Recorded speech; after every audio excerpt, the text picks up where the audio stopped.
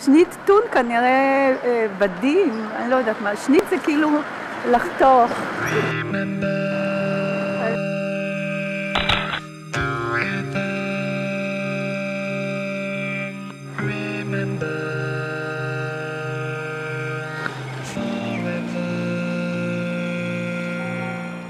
אני זוכרת שזה היה בית על יד פינה, לכן נראה לי שזה הבית הזה.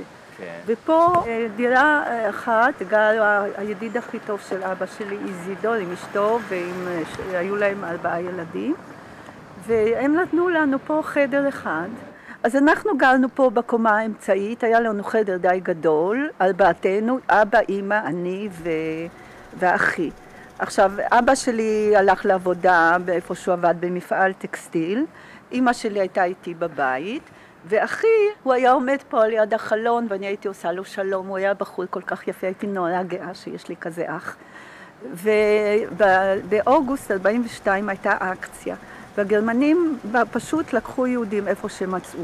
בין השאר באו ולקחו אותו.